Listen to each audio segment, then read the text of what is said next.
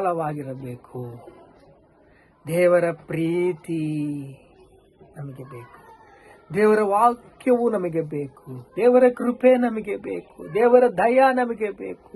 ನಮ್ಮ ಸಂಗಡ ಯಾರಿರಬೇಕು? ಯೇಸು ಸ್ವಾಮಿ ನಮ್ಮ ಸಂಗಡ ಇರಬೇಕು.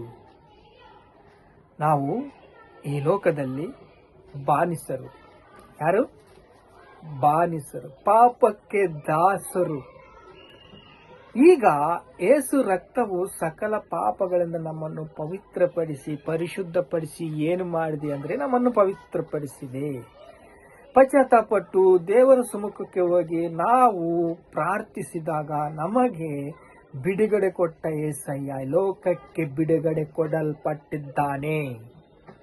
ಈ ಲೋಕವು ಬಿಡುಗಡೆ ಹೊಂದಬೇಕಂದ್ರೆ ನೀನು ಜಯಿಸಬೇಕು.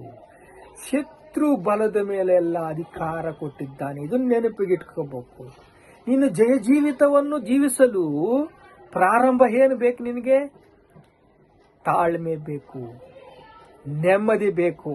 ಈ ತಾಳ್ಮೆ ನೆಮ್ಮದಿಯಿಂದ ನೀನು ಮುಂದಕ್ಕೆ ನಡೆಯುವಾಗ ನಿನ್ನನ್ನು ಪ್ರೀತಿಸಿರುವ ಯೇಸು ಸ್ವಾಮಿ ನಿನ್ನ ಹೃದಯದಲ್ಲಿ ಆಳ್ವಿಕೆ ಮಾಡಬೇಕು. ದುಷ್ಟ ಶಕ್ತಿಗಳು, ದುರಾತ್ಮ ಶಕ್ತಿಗಳು ನಿನ್ನನ್ನು ಪೀಡಿಸುವಾಗ ಅವನ್ನೆಲ್ಲಗಳನ್ನು ಬಂಧಿಸುವುದಕ್ಕೆ ದೇವರು ಕೃಪೆ ಕೊಡ್ತಾನೆ.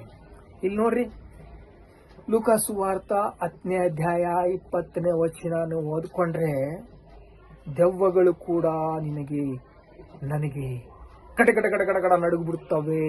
ಶಿಷ್ಯರೆಲ್ಲ ಹೇಳ್ತಾ ಇದ್ದಾರೆ, ದೆವ್ವಗಳೆಲ್ಲ ನನಗೆ ನಡುಗು ಬಿಡ್ತಾ ಇದ್ದಾವೆ. ನಾನು ಹೋಗಿ ಕೈ ಇಕ್ಕಿದ್ರೆ ಸಾಕು, ಎಲ್ಲ ದೆವ್ವಗಳು ಪಾರಾಗ್ತಾ ಇದ್ದಾವೆ. ನಾನು ಎಷ್ಟು ಹೀಲಿಂಗ್ ಮಾಡಿದೆ ನನಗೆ ಗೊತ್ತು, ನಾನು ಎಷ್ಟು ಎಲ್ಲ ದೆವ್ವಗಳನ್ನು ಓಡಿಸಿದೆ ನನಗೆ ಗೊತ್ತು ಅಂತ ಅವರು ಶಿಷ್ಯರು ಯೇಸಪ್ಪನಿಗೆ ಹೇಳ್ತಾ ಇದ್ರೆ, ಯೇಸಪ್ಪ ಏನು ಹೇಳ್ತಾ ಇದ್ದಾನಂದ್ರೆ, ನಿನ್ನ ದೆವ್ವಗಳು ನಿನಗೆ ನಡುಗ್ತಾ ಇದ್ದಾವಲ್ಲ, ಗಡ ಗಡ ಗಡ ನಡುಗ್ತಾ ಇದ್ದಾವಲ್ಲ, ಅದೇ ನಿನ್ನ ಆತ್ಮೀಯತೆ,